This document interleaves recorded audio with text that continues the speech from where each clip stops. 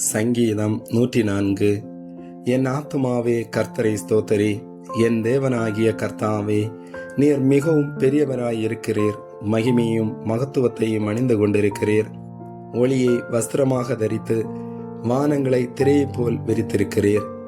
தமது மேல் வீடுகளை தண்ணீர்களால் மச்சுப்பாவி மேகங்களை தமது இரதமாக்கி காற்றினுடைய செட்டைகளின் மேல் செல்லுகிறார். தம்முடைய தூதர்களை காற்றுகளாகவும் தம்முடைய ஊழியக்காரரை அக்கினி ஜுவாலைகளாகவும் செய்கிறார். பூமி ஒருபோதும் நிலைபெறாதபடி அதன் ஆதாரங்கள் மேல் அதை ஸ்தாபித்தார். அதை வஸ்திரத்தினால் மூடுவது போல ஆழத்தினால் மூடினீர். பர்வதங்களின் மேல் தண்ணீர்கள் நின்றது. அவைகள் உமது கண்டிதத்தால் விலகி ஓடி உமது குமுறலின் சத்தத்தால் விரைந்து போயிற்று. அவைகள் மலைகளில் ஏறி பள்ளத்தாக்குகளில் இறங்கி நீர் அவைகளுக்கு ஏற்படுத்தின இடத்தில் சென்றது. அவைகள் திரும்பவும் வந்து பூமியை மூடிக்கொள்ளாதபடி கடவாதிருக்கும் எல்லையை அவைகளுக்கு ஏற்படுத்தினீர். அவர் பள்ளத்தாக்குகளில் நீரூற்றுகளை வரவிடுகிறார். அவைகள் மலைகள் நடுவே ஓடுகிறது. அவைகள் வெளியின் ஜீவன்களுக்கெல்லாம் தண்ணீர் கொடுக்கும். அங்கே காட்டு கழுதைகள் தங்கள் தாகத்தை தீர்த்து கொள்ளும். அவைகளின் ஓரமாய் ஆகாயத்து பறவைகள் சஞ்சரித்து கிளைகள் மேலிருந்து பாடும்.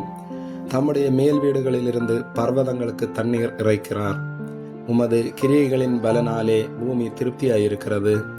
பூமியிலிருந்து ஆகாரம் உண்டாகும்படி அவர் மிருகங்களுக்கு புல்லையும் மனுஷருக்கு உபயோகமான பயிர் வகைகளையும் முளைப்பிக்கிறார். மனுஷனுடைய இருதயத்தை மகிழ்ச்சியாக்கும் திராட்சரசத்தையும் அவனுக்கு முகக்கலையை உண்டு பண்ணும் எண்ணெயையும் மனுஷனுடைய இருதயத்தை ஆதரிக்கும் ஆகாரத்தையும் விளைவிக்கிறார். கர்த்தருடைய விருட்சங்களும் அவர் நாட்டின லீபோனின் கேதர்களும் சாரத்தினால் நிறைந்திருக்கும். அங்கே குருவிகள் கூடு கட்டும். தேவதாரு விருட்சங்கள் கொக்குகளின் குடியிருப்பு.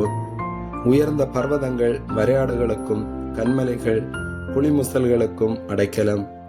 சந்திரனை கால குறிப்புகளுக்காக படைத்தார். சூரியன் தன் அஸ்தமனத்தை அறியும். நீர் இருளை கட்டளையிடுகிறீர். ராக்காலமாகும். அதிலே சகல காட்டு ஜீவன்களும் நடமாடும். பால சிங்கங்கள் இறைக்காக கர்ச்சித்து தேவனால் தங்களுக்கு ஆகாரம் கிடைக்கும்படி தேடும். சூரியன் உதிக்கையில் அவைகள் ஒதுங்கி தங்கள் தாவரங்களில் படுத்துக்கொள்ளும். அப்பொழுது மனுஷன் சாயங்காலம் மட்டும் தன் வேலைக்கும் தன் பண்ணைக்கும் புறப்படுகிறான். கர்த்தாவே, உமது கிரியைகள் எவ்வளவு திரளாயிருக்கிறது. அவைகளை எல்லாம் ஞானமாய் படைத்தீர். பூமி உம்முடைய பொருட்களினால் நிறைந்திருக்கிறது. பெரிதும் விஸ்தாரவுமான இந்த சமுத்திரமும் அப்படியே நிறைந்திருக்கிறது. அதிலே சஞ்சரிக்கும் சிறியவைகளும் பெரியவைகளுமான எண்ணிறைந்த ஜீவன்களும் உண்டு. அதிலே கப்பல்கள் ஓடும். அதிலே விளையாடும்படி நீர் உண்டாக்கின திமிங்கிலங்களும் உண்டு. ஏற்ற வேளையில் ஆகாரத்தை தருவீர் என்று அவைகளை எல்லாம் உம்மை நோக்கி காத்திருக்கும். நீர் கொடுக்க அவைகள் வாங்கி கொள்ளும். நீர் உம்முடைய கையை திறக்க அவைகள் நன்மையால் திருப்தியாகும். நீர் உமது முகத்தை மறைக்க திகைக்கும். நீர் அவைகளின் சுவாசத்தை வாங்கி கொள்ள அவைகள் மாண்டு தங்கள் மண்ணுக்கு திரும்பும். நீர் உம்முடைய ஆவியை அனுப்பும்போது அவைகள் சிருஷ்டிக்கப்படும். நீர் பூமியின் ரூபத்தையும் புதிதாக்குகிறீர். கர்த்தருடைய மகிமை என்றென்றைக்கும் விளங்கும். கர்த்தர் தம்முடைய கிரியைகளிலே மகிழுவார். அவர் பூமியை நோக்கி பார்க்க அது அதிரும்.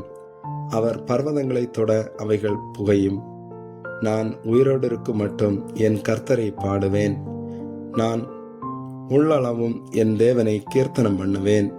நான் அவரை தியானிக்கும் தியானம் இனிதாயிருக்கும். நான் கர்த்தருக்குள் மகிழுவேன். பாவிகள் பூமியிலிருந்து நிர்மூலமாகி துன்மார்க்கர் இனி இராமற் போவார்கள். என் ஆத்துமாவே கர்த்தரை ஸ்தோத்திரி. அல்லேலூயா. ஆமேன்.